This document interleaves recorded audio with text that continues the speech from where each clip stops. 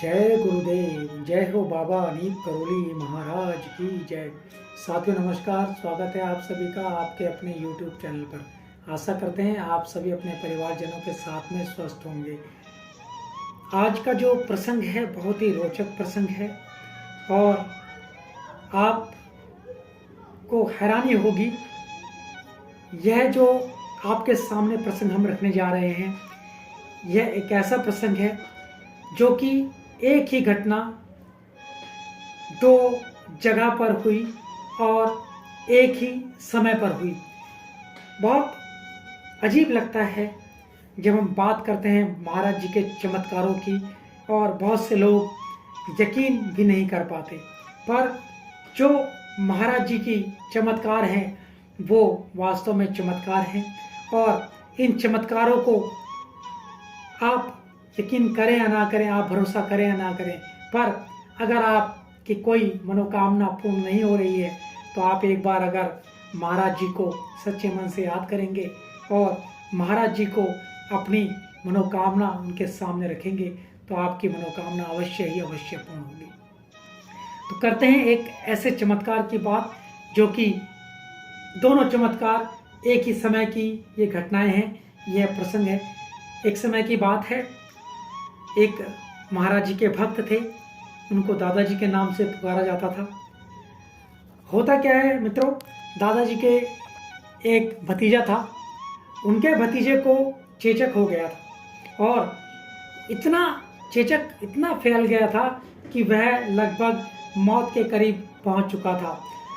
उसकी सांसें उखड़ने लगी थी तो घर वालों ने उसे बिस्तर से ऊपर यानी चारपाई से उठाकर नीचे जमीन पर लेटा दिया, मानो अब वह बचने वाला नहीं था।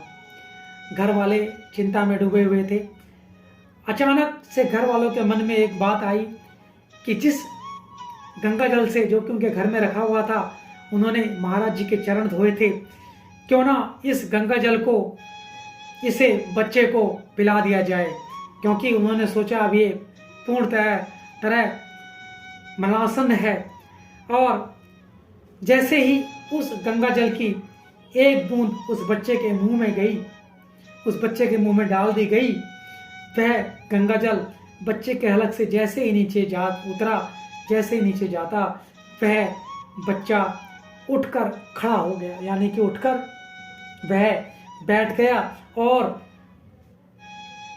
उस दिन जो घर के परिवार वालों के चेहरे पर रौनक थी वह देखने लायक थी, और साथ ही साथ उसका जो चेतक था वह भी पूर्ण तरह से समाप्त हो गया था।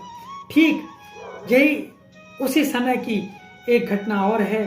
उसी समय महाराज जी के शरीर पर बहुत सारे दाने उभर आए। जब महाराज जी के शरीर पर दाने उभर आए तो वहां पर सभी मौजूद लोग चिंता में पड़ गए कि महाराज जी के शरीर पर ये दाने किस तरह से उभर आए हैं, जबकि महाराज जी उस स्थान से मीलों दूर पहाड़ पर थे।